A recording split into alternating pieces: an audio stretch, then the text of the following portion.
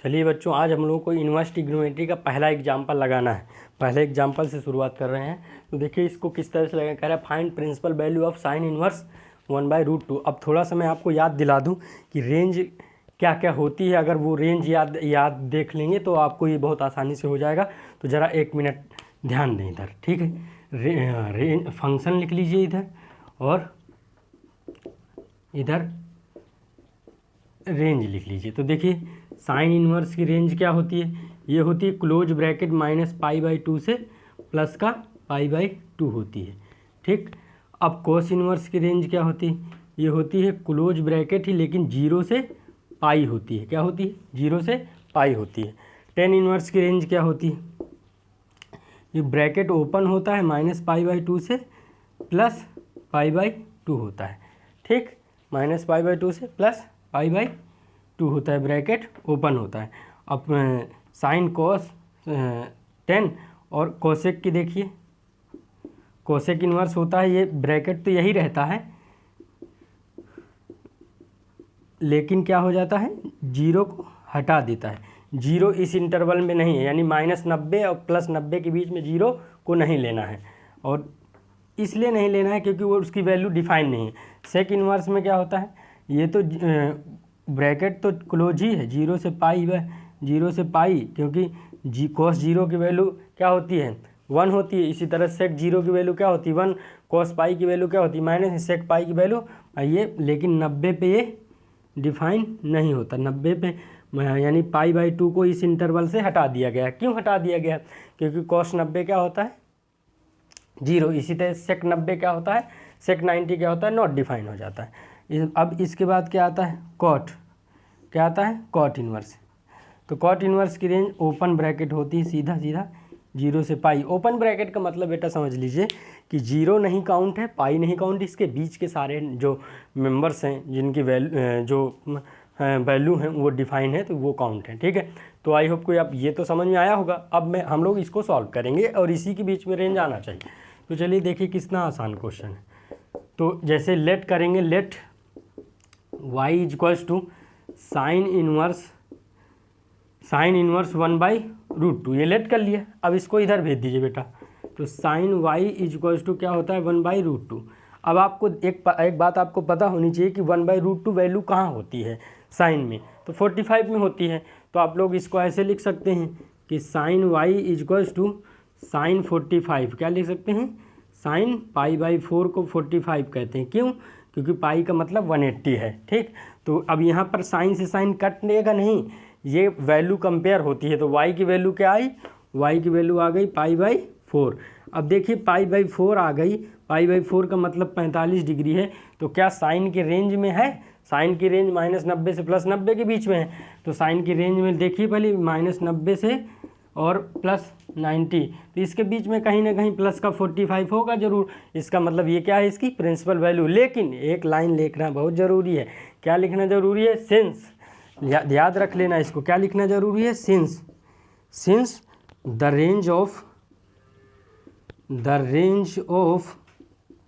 Sign inverse is, क्या लिखेंगे, sign inverse is कितनी है, -π/2 से प्लस का π/2 एंड π/4 जो आया है, ठीक है। क्या कहेंगे, लाई बिटवीन द रेंज, क्या कहेंगे, लाई बिटवीन द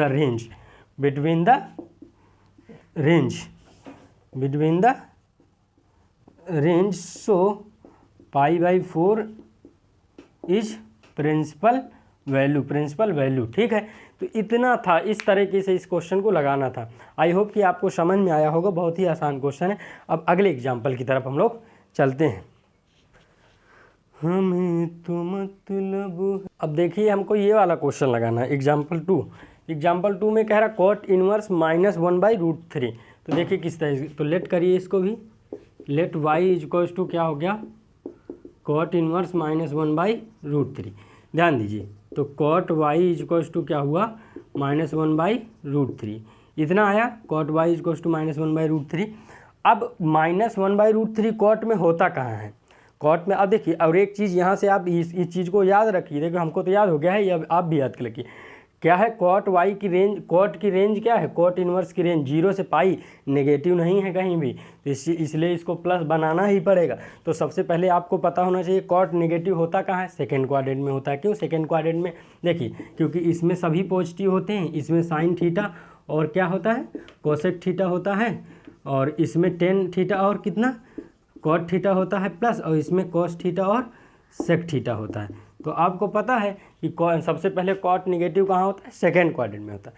तो सेकेंड क्वाड्रेंट को कैसे लिखा जाता है, पाई माइनस थीटा टाइप से। कैसे लिखा जाता है, पाई माइनस, आपको देखिए 1/√3 कॉट में वैल्यू कहाँ होती है 60 डिग्री, 60 डिग्री क्या लिखते हैं, पाई/3 लिखते हैं। ठीक है, समझ में आया। चलिए तो अगले स्टेप की तरफ हम लोग बढ़ते हैं। तो cot y is equals to cot pi minus पाई/3 लिख सकते हैं, इसको ध्यान दीजिए। और यहाँ पर ब्रैकेट में आप बता दीजिए कि कॉट पाई माइनस पाई/3 का मतलब है कि कॉट पाई/3 वो भी क्या माइनस में, और इसका मतलब है कि माइनस का कॉट 60 डिग्री है, और इसकी वैल्यू है क्या -1/√3। ठीक, -1/√3। तो देखिए आप कंपेयर कर लीजिए, y की वैल्यू यहाँ से कितनी है, y की वैल्यू ये रही पूरी, तो y इज इक्वल्स टू क्या हुआ, पाई माइनस पाई/3। तो इसको सॉल्व करें तो 2π/3 हुआ, और इसको देखे जाए तो 2 इंटू क्या है 60 डिग्री, तो ये हुआ 120, कितना हुआ 120 डिग्री। अब एक बात बताइए, 120 डिग्री क्या 0 से 180 के बीच में आता है? तो देखिए नंबर लाइन बना के, यहाँ 0 है, यहाँ पाई है, पाई का मतलब क्या है 180 डिग्री है यहाँ। अब 180 डिग्री काउंट नहीं है, तो इसके बीच में कहीं ना कहीं 120 डिग्री, क्योंकि ओपन ब्रैकेट है तो 120 डिग्री, इसका मतलब यही इसका क्या है, प्रिंसिपल वैल्यू है। Good, principal value. अब क्या वो वाली लाइन लिखनी जो हमने आपको बताया, क्या लिखना है कि सिंस द रेंज ऑफ, उसे याद कर लेना, क्योंकि यहाँ तक आने पे हाफ मार्क्स मिल जाएगा अगर 1 नंबर, वैसे तो 2 नंबर का आता है तो 1 नंबर मिलेगा, और अगर 3 नंबर का आता है तो 1.5 मिलेंगे। The range of cot inverse is, क्या लिखेंगे, कॉट इन्वर्स की रेंज क्या है, ये रही, लिखिए 0 से पाई एंड लिखिए 2π/3 आया था ना, लाई बिटवीन द रेंज, क्या लिखेंगे, लाई बिटवीन द रेंज। सो लिख दिए, सो 2π/3 इज क्या, प्रिंसिपल वैल्यू। इस तरह से निकला। तो ये क्वेश्चन हो गया, इसको इस तरीके से आपको लगाना था। आई होप कि आपको समझ में आया होगा। और एक चीज़ ध्यान रखिए, मेहनत करिए, ईमानदारी के साथ मेहनत करिए, बहुत ही मेहनत करना पड़ेगा, देखिए आगे अगर बढ़ना है तो, ठीक है।